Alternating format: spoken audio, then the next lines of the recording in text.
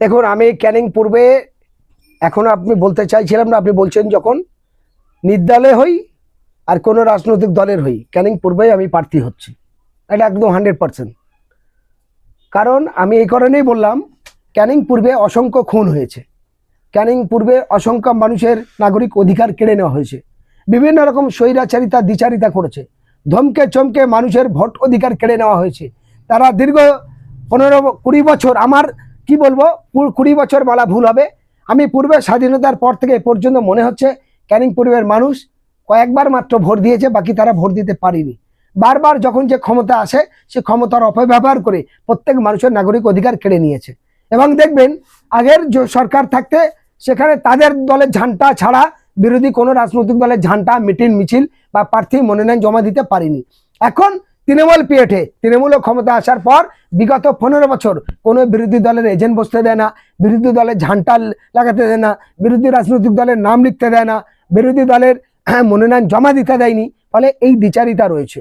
ফলে এবারে নির্বাচন, আপনাদের মাধ্যমে আমি বলতে পারি, নির্বাচন কমিশনার বিভিন্ন ডিপার্টমেন্ট যে যে জায়গায় যেভাবে অভিযোগ করলে হয়, ক্যানিং পূর্ব বিধানসভা এবং ভাঙড় বিধানসভা নিয়ে আমরা সেই ডিপার্টমেন্টে সেই অভিযোগের ভিত্তি কড়া নিরাপত্তার মধ্যে দিয়ে তাই ভোটটা করাতে চাই। এবং আমরা দেখতে চাই যে ক্যানিং পূর্বের মানুষেরা তারা নিজের ভোট নিজে দিতে পারে কিনা এবং নিজের ভোট দিতে পারবে কিনা।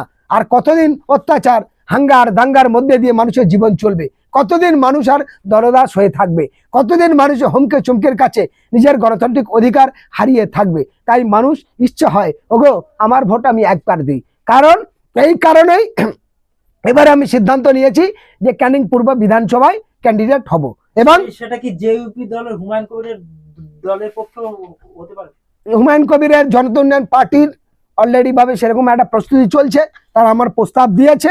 এবার তাদের টোটাল কোর কমিটির মিটিং হবে, বিভিন্ন মিটিংয়ে যদি তারা সিদ্ধান্ত নেয় তো ভালো, তাহলে আমি জনতা উন্নয়ন পার্টির ক্যান্ডিডেট হব ক্যানিং পূর্ব, না হলে আমি নির্দলের প্রার্থী হব।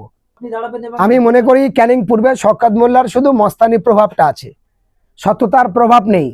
ক্যানিং পূর্বে শওকত মোল্লার কোনো প্রভাব নেই। ক্যানিং শওকত মোল্লার নামে একটা আতঙ্কিত আছে, শওকত মোল্লার নামে একটা ভয়ে আতঙ্কিত আছে। কারণ নদীর চর সম্পূর্ণ দখল করার টাকা আছে এবং রাস্তার 6 ইঞ্চি মাল দিয়ে করা 3 ইঞ্চি দিয়ে 3 ইঞ্চির টাকাটা জমানো আছে। ফলে বিভিন্ন কালোবাজারির টাকাটা আছে, সেই টাকার মাধ্যম দিয়ে অসংখ্য সন্ত্রাস বাহিনী এবং অসংখ্য জায়গায় ক্যানিং পূর্বের কোথায় কোথায় কতগুলো মেশিন কোন কোন জায়গায় জমা থাকে, কোথায় কোথায় কত বোম বন্দুক পাওয়া যাবে, সবগুলো কম বেশি আমাদের কাছে ইনফরমেশন আছে। সময় মতো হলে আপনারা সব দেখতে পাবেন কোথায় কোথায় কিভাবে কি হচ্ছে, সেই অপেক্ষার জন্য। কিন্তু আমরা চাই ক্যানিং যে সমস্ত মানুষেরা বসবাস করে, প্রত্যেকটা আমার এলাকারই মানুষ, আমার পরিচিত মানুষ, আমার ভাই ও বন্ধুরা, আমার কাকা ও চাচারা, তাদের সবার উদ্দেশ্য বলতে চাই, এখানকার হিন্দু, মুসলমান, দলিত, আদিবাসী তারা এবার পারবে দলতন্ত্র দাপট ভেঙে স্বাধীনভাবে বাঁচবে। তার জন্যই আমি ক্যানিং পূর্বায়, যদি জনতা উন্নয়ন পার্টির পক্ষ থেকে আমার সিম্বল আমার মনোনয়ন না দেয় তো আমি নিজে নির্দল থেকে প্রার্থী হবো। কিন্তু আমি প্রার্থী ক্যানিং পূর্বের হচ্ছে 100%। হতে পারে ক্যানিং পূর্বে, হ্যাঁ, তো আমার যেটা আছে, কেউ না কেউ তো একজন ক্যানিং এর আইএসএফ এর প্রার্থী হবে, হতে পারে ভাঙড়েও প্রার্থী হবে, এটা কি আছে, এটা তার ব্যাপার। কিন্তু ব্যাপার হচ্ছে আমি যে সিদ্ধান্তটা নিয়েছি একটাই কারণ, দীর্ঘদিন ধরে ক্যানিং পূর্বের মানুষ তার নাগরিক অধিকার হারিয়ে ফেলছে, তার ইচ্ছা আশা আশঙ্কা পূরণ করতে পারছে না। আর তার জন্যই এবার সর্বশক্তি নিয়ে ক্যানিং পূর্বে ঝাঁপিয়ে পড়তে চাই। ক্যানিং পূর্বের প্রত্যেকটা মানুষের নাগরিক অধিকার, তার গণতান্ত্রিক অধিকার যে ভোট দেওয়া, নিজের ভোট নিজে দেবে, সেটা তারা দীর্ঘদিন ধরে পারেনি। সেটা করানোর জন্য আমি উদ্যোগ নিয়েছি। আমি জিতি হারি এটা বড় কথা নয়, কিন্তু ক্যানিং পূর্বের মানুষ, সে হিন্দু, মুসলমান, বড় লোক, ধনী লোক, মধ্যবিত্ত, গরিব লোক, দিন মজদুরের লেবার, বস্তি থাকা মানুষ আর বিল্ডিং এর মানুষ, সবাই যেন নিজের ভোট নিজে দিতে পারে, সেই ব্যবস্থাপনা তৈরি করার জন্য আমি জোর গলায় বলছি ক্যানিং পূর্বে এবার আমি দাঁড়াবো। দেখো, আমি ক্যানিং এর আশাবাদী এই কারণেই, মানুষ দেখবে কার কি ক্ষমতা আছে এবং কোন প্রার্থী কি করতে পারে, তার উপরেও তো অনেক ডিপেন্ড করে। ভোটে অনেক দিন অনেক মানুষ আসে আর অনেকে যায়, ভোটে অনেকজন দাঁড়ায়, কিন্তু তার কতটা রাজনৈতিক সচেতন এবং নাগরিকদের জন্য, সাধারণ মানুষের জন্য কার কতটা কি অবদান এবং তার কতটা কি শক্তি, সেটা মানুষ বিবেচনা করবে, সেটা জনগণ বিচার করবে না, সেটা তো আমি বলতে পারবো না। সেটা জনগণ যাকে ভালো বুঝবে তাকে ভোট দেবে। কিন্তু ক্যানিং পূর্বের বিভিন্ন অঞ্চলের আমরা বিভিন্নভাবে সোশ্যাল ওয়ার্কার হিসাবে যে কাজগুলো করেছি বা করি, মানুষের বিভিন্ন রকম যে আইনে পরিষেবার দিক থেকে দেখি বা অন্যান্য বিষয়গুলো, সেটা অতীতে অনেক রাজনৈতিক দল তা করেনি বা দেখেন না। আপনি হঠাৎ করে এই সিদ্ধান্তটা কেন নিলেন যে আপনি ভাঙড়ে প্রার্থী হবেন? ভাঙড়ে নয়, আমি ক্যানিং পূর্বে প্রার্থী হব। আমি ভাঙড়ে প্রার্থী হচ্ছে না, ক্যানিং পূর্বে প্রার্থী হব। এবং ভাঙড় নিয়ে আমরা কোনো আলোচনা নেই, তবে ভাঙড় নিয়ে এটুকু বলতে পারি, আমরা সবাই মিলে উচিত যে নওশাদ সিদ্দিকীর মতো একজন বীর যোদ্ধা, বীর সৈনিক, যে গোটা বাংলার মানুষের কাছে বিভিন্ন লড়াই সামিল হয়েছে, আমরা এরকম মুখগুলোকে উঠে আসতে চাই, তাদেরকে জেতাতে চাই। তার জন্য ভাঙড়ে কোনো দলের যাতে প্রার্থী না দেয়, এককভাবে সবাই নওশাদ সিদ্দিকীর সমর্থন জানায়। তার জন্য আপনাদের মাধ্যমে আমি অন ক্যামেরায় আমি একজন মানবাধিকার কর্মী হিসাবে সমর্থন জানাই নওশাদ সিদ্দিকীকে, এবং সবাই মিলে যেন নওশাদ সিদ্দিকীকে সমর্থন জানায় এবং তার বিরুদ্ধে যে প্রার্থী দাঁড়াবে সে যেন 0% হয়ে বাড়ি চলে যায়। আপনার পশ্চিমবঙ্গের আরেকজন সারদার টাকা নিতে দেখা গিয়ে চলে যায় ফিরোজ হাকিম, সে হেলিকপ্টার চড়ে। এই টাকা কোথায় থেকে পেয়েছে ভাই? একটা হেলিকপ্টার রিজার্ভ করে যদি কলকাতা থেকে মুর্শিদাবাদ যায়, ক টাকা ভাড়া? মিনিমাম 15 লক্ষ টাকা ভাড়া। এই টাকা কোত্থেকে এসছে? তৃণমূলে জিজ্ঞাসা করুন, বাংলার মানুষের কাছে জবাব দিক ফিরোজ হাকিমের ক টাকা রোজগার, ক টাকা মাইনে পায়। এই যে হেলিকপ্টার গেল, মমতা ব্যানার্জি কোথায় পেয়েছে টাকা? নির্বাচনের সময় 5টা 7টা 10টা নিয়ে হেলিকপ্টার নিয়ে ঘুরে, সেই হেলিকপ্টার ভাড়া কোথা থেকে আসে আমরা জানি। আপনাদের সামনে অন ক্যামেরায় বলছি, শুনে রাখুন। 2008 সালে তৃণমূল কংগ্রেস যখন বিরোধী দল ছিল, তখন কালোবাজারি টাকা চিটিংবাজি করে এই হেলিকপ্টার নেওয়ার জন্য বিজেপি RSS এর সমর্থনে বাইরে বামপন্থীকে সরানোর জন্য বিভিন্ন রাজনৈতিক দল, অরাজনৈতিক দল তাদেরকে নিয়ে প্রগতিশীল গণতান্ত্রিক ফান্ড বানিয়েছিল, যে ফান্ডে কালোবাজারির টাকা হেলিকপ্টার ব্যবহার করে বিভিন্ন চলচ্চিত্র অভিনেতা অভিনেত্রী বুদ্ধিজীবীদের বোকা বানিয়ে দীর্ঘদিন থাকলে যেমন একটা জং লাগে, মানুষের আর পছন্দ হয় না, নতুন খাবারের জন্য তৎকালীন বামপন্থীদের পরাস্ত করেছে। ভালো কথা, নূতন সরকার আসার পরে কি দেখলাম? একের পর এক বেকারত্ব বেড়েছে, একের পর এক স্বৈরাচারিতা বেড়েছে, একের পর এক নেতা মন্ত্রীরা জেলে গেছে, একের পর এক খুন মার্ডার ধর্ষণ হয়েছে। ফলে এটা আমাদের বাংলার কাছে লজ্জা নয়? আমি তো মনে করি এটা চরম লজ্জা, চরম অন্যায়। সেই জায়গায় দাঁড়িয়ে আপনাদেরকে বলবো, 2026-এ নির্বাচনে আসছে দিন, সবাই মিলে সঠিক জায়গায় ভোট দিন। আরেকটি কথা আপনাদেরকে বলি, এই যে SIR নিয়ে আতঙ্কিত, আমি বাংলার মানুষের বলতে চাই, যদি একটাও বৈধ ভোটার অবৈধ হয়, আপনারা ভোট বয়কট করুন। আমরা পরিষ্কার বলতে চাই আপনাদের সামনে, যতদিন পর্যন্ত বাংলায় যেই 40 না 50 লক্ষ মতো ভোটার এখনো পর্যন্ত বয়স্কদের বলছে আর একবার হিয়ারিং করব, আরো একটা ডেট দিচ্ছে, সেই ডেটের পরেও দেখা গেল 40 লাখ কি 50 লাখ মানুষের তারা বাদ দিতে চাইছে। ওরা বলেছিল 1 কোটি, আমি ধরে নিলাম 40 লাখ বা 50 লাখ। এই 50 লক্ষ মানুষের যারা এখানকার বৈধ ভোটার, তাদের যদি অবৈধ হয়, যতদিন না বৈধ হবে ততদিন বাংলার আমি দেখতে চাই তৃণমূল কংগ্রেস বা দেখতে চাই আদার্স যতগুলো রাজনৈতিক দল আছে এবং বিজেপি সবাই মিলে তারা এই বাংলার মানুষের ভোট নেবে। বাংলার মানুষের ভোটের ক্ষমতায় এসি রুমে থাকবে, লালবাতি গাড়ি চড়বে, দিল্লি যাবে, বিধানসভায় যাবে, আর বাংলার মানুষের জীবন নিয়ে খেলবে। বাংলার মানুষ এত বোকা নয়। তাই আপনাদের মাধ্যমে বাংলার প্রত্যেকটা সুবুদ্ধি সম্পন্ন মানুষকে বলতে চাই, আপনারা চোখ কান খুলে একটাই আওয়াজ তুলুন, আমাদের পক্ষে যদি আপনারা হন, আমাদের সঙ্গে আওয়াজ তুলুন যে ভোট বয়কট চাই। কেন ভোট বয়কট চাই?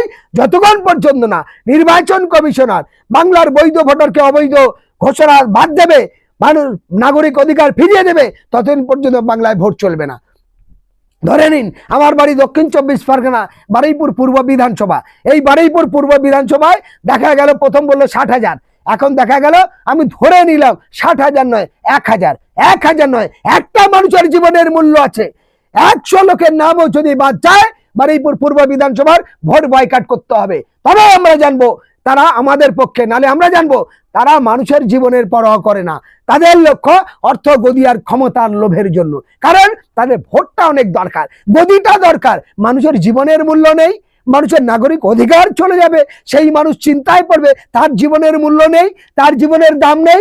যদি মানুষকে ভালোবাসে, মানুষের জীবনের মূল্য দিতে চায়, তাহলে মমতা ব্যানার্জি ভোট বয়কট ডাকবে।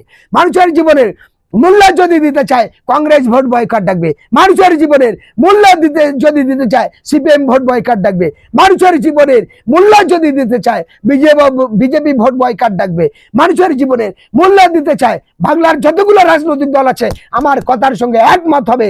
একটা নয় 100 লোকের নামও যদি একটা বিধানসভায় বাদ যায় সবাই মিলে সেই বিধানসভার ভোট বয়কট ডাকবে। তাহলে আমি দেখি নির্বাচন কমিশনের ক্ষমতা কি করে হয় এবং ভোট কি করে করায়। কিন্তু যারা ভোট ধরার কৌশলে অর্থগতি ক্ষমতা লুটে খাওয়ার জন্য মানুষের জীবন মনে করে না, মানুষকে কুকুর ভাবে, মানুষকে জানোয়ার ভাবে, মানুষকে অধম ভাবছে, সেই মানুষের উদ্দেশ্য বলতে চাই ওই নির্বাচন কমিশনার, ওই এমএলএ, ওই এমপি, ওই মন্ত্রীর বিরুদ্ধে আপনারা রুখে দাঁড়ান, ভোট বয়কট করবেন। দাদা অনেকে প্রশ্ন করছে যে আপনি এত বড় বড় কথা বলছেন, আপনাকে যদি কেউ টাকা দেয় 500 টাকা দিলে আপনি বিক্রি হয়ে যাবেন। হোসেন গাজীকে কারোর কেনার ক্ষমতা হয়নি। তাহলে অন ক্যামেরা আমি বলে রাখি, সিপিএম সরকারে থাকতে আমাকে একবার খুন করতে এসেছিল, সবাই জানে অন ক্যামেরায়। আমি প্রায় 1.5 মাস ধরে অসুস্থ ছিলাম, কিন্তু সেই সিপিএম সরকারের পরে বিরোধী যখন হয়ে যায় তখনও পর্যন্ত তারা আমার কেনার অনেক চেষ্টা করেছে, পারিনি। মমতা বন্দ্যোপাধ্যায় সন্তোষপুর 16 বিঘা বস্তির লড়াই আন্দোলনকে কেন্দ্র করে আমাকে 40 লক্ষ টাকা দিতে চেয়েছিল। পার্থ চট্টোপাধ্যায়ের মাধ্যমে আমার আপোষ করতে চেয়েছিল, তখন পরিচয় দিয়ে মন্ত্রী হয়েছে, পারেনি। তারপরে ববি হাকিম দিয়ে করেছে, পারেনি। তারপরে কুন্তরী দাস মহেশতলার এমএলএ কে দিয়ে করতে চেয়েছে, পারেনি। অবশেষ মিডিয়া পুলিশের এমএলএ ফিরোজা বেগমকে দিয়ে করতে চেয়েছিল, পারেনি। ফলে সেই মমতা যখন পারিনি, আর চুনোপুটিরা কে পারবে? হোসেন গাজীকে কেনা এত সহজ ব্যাপার না। হোসেন গাজী যদি বিক্রি হতো তাহলে এখন ওই টিনের বাড়িতে থাকতো না। হোসেন গাজীকে যদি কেনার ক্ষমতা থাকতো তাহলে গ্রামে এখন পর্যন্ত বুক ছিটিয়ে ওই তৃণমূল আর বিজেপির বিরুদ্ধে বা সমস্ত অন্যায়ের বিরুদ্ধে লড়তো না। সারা বাংলায় আমি আমার ক্ষমতা অনুযায়ী যেখানে মানুষ বিপদে পড়েছে, খুন, মার্ডার, ধর্ষণ, অন্যায়, অত্যাচারের বিরুদ্ধে প্রতিনিয়ত আমি মুখ খুলেছি। আর যতদিন বাঁচবো, আল্লাহ তাআলা আমার যতদিন জীবন দেবে, যতদিন আমার হায়াত রেখেছে, মুখ চোখ খোলা রেখেছে, ততদিন অন্যায় অত্যাচারের বিরুদ্ধেই বলবো। এমনও নয় যে আজকের তৃণমূল বিজেপির বিরুদ্ধে বিকল্প মহাজোটের পক্ষে বলছি, আর এই মহাজোট ক্ষমতা আসার পর কালকে নতুন খুন করবে, ধর্ষণ করবে, তাদের সমর্থন জানাবো না, সেটাও করব না। কারণ আল্লাহ তাআলা আমার বলেছে, হে মানুষ তুমি পৃথিবীর সর্বশ্রেষ্ঠ। আমি মুসলমান হিসেবে বলি আশহাদু আল্লা ইলাহা ইল্লাল্লাহ, এক আল্লাহ ছাড়া দ্বিতীয় কোনো মাবুদ নেই। ফলে আমি ওই ইমাম সংগঠনের ইমাম মুয়াজ্জিনদের মতো 3000 টাকা 2500 টাকা বেতনের জন্য মমতার চটি চাটবো, ওই লোক আমি নয়। ফলে যারা বলছেন সেই ভাইদের উদ্দেশ্য বলতে চাই, এই সমস্ত ভুল ভাই, বিশ্বাস এবং ভরসা রাখতে পারো এবং আপনারা দেখতে পারেন আমি সেই লোক নয়, সেটা আমাকে পারবে না। ফলে একটা আলাপ আলোচনার মধ্যে আমি আপনাদের পরিষ্কার বলতে চাই, আমার যে চিন্তাধারা, আমার যে ভাবনা, বাংলার প্রত্যেকটা হিন্দু, মুসলমান, দলিত, আদিবাসী, শিখ, ইসাই, খ্রিস্টান, আমরা সবাই মানুষ, সবাইকে সমান চোখে দেখতে হবে, এটাই হলো মানবিক। কিন্তু দুর্ভাগ্যের বিষয়, রাজনৈতিক দল ক্ষমতা এবং বিরোধী দলরা তারা দুজনেই লক্ষ্য একটাই, যে কোনো প্রকারে খুন হোক, মার্ডার হোক, মানুষ ভিখারি হোক, মানুষ মরে যাক, মানুষের জীবন বিপন্ন হোক, কিন্তু তারা অর্থগতি ক্ষমতার পিছনে ছুটছে, মানুষের জীবন নিয়ে ছোটে না। যদি ছুটতো তাহলে বাংলায় এসআইআর নামে একটা মানুষকে 5 দিন, 7 দিন, 10 দিন করে কাগজ নিয়ে দৌড়ে দৌড়ে তার মাথা খারাপ করতো না। একটা মানুষকে তার 10 বার ছোটার পরে তার নামের তালিকা ভুল। আমি একটা ছোট্ট প্রশ্ন আপনাদের কাছে বলছি, মমতা ব্যানার্জি 95 লক্ষ কর্মী নিয়োগ করেছে এবং সমস্ত এসডিও, বিডিও, পঞ্চায়েতে ট্রেনিং হয়েছে এবং নির্বাচন কমিশনারকে দিয়ে বিজেপি এবং মেশিনকে হ্যাক করে, চুরি করে যে কোনো ভাবে ক্ষমতা নিতে চাচ্ছে। বিজেপির অনেক এমএলএ এমপি মন্ত্রী আছে, এই উভয় দুই দলের এমএলএ এমপি বাংলা এখন যারা রাজত্ব করছে তারা জবাব দিক, আধার কার্ড কে বানিয়েছে? তোমরা যাদের নিয়োগ করেছো তারা। ভোটার কার্ড কারা বানিয়েছে?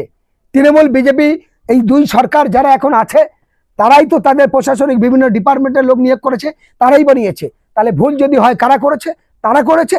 তার জন্য আমার গ্রামের শ্যামল, সুভাষ, রহিম, করিম, আব্দুল গাফফার, মামনি, খুকুমনি, প্রতিমা, রহিমা, করিমা, তাদের ভুলটা কেন হবে?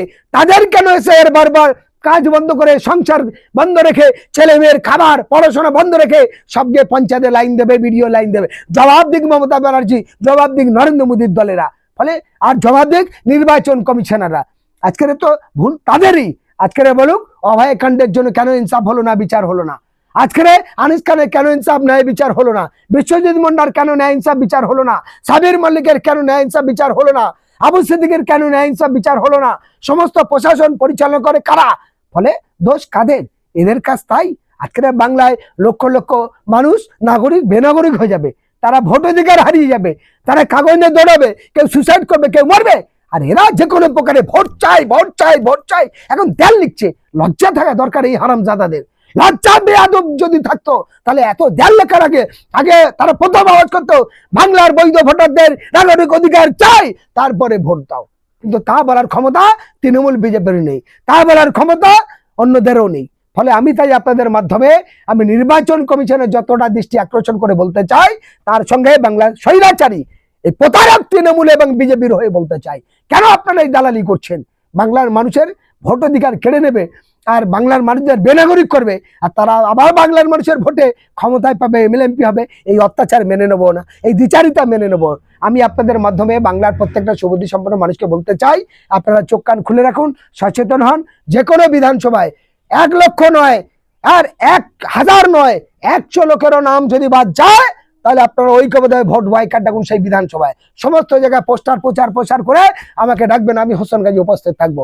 আমরা ভোট বয়কট করে লাগাতার লড়াই আন্দোলন করব এবং খুব তাড়াতাড়ি, এখন রোজা চলছে, দোলও আসছে, লাগাতার এই পবিত্র স্থান হয়ে গেলে ঈদের পরেই বা সম্ভবত আমরা আলাপ আলোচনা করছি, ঈদের আগে হলেও হতে পারে, কলকাতায় এর প্রতিবাদ মিছিল আমরা ডাকবো। প্রয়োজনে নির্বাচন কমিশনের কলকাতায় যে দপ্তর আছে সারাদিন ধর্ণা দিয়ে বসে থাকবো যে বাংলার নাগরিকদের বেনাগরিক কেন করা হচ্ছে, জবাব চাই, জবাব দাও।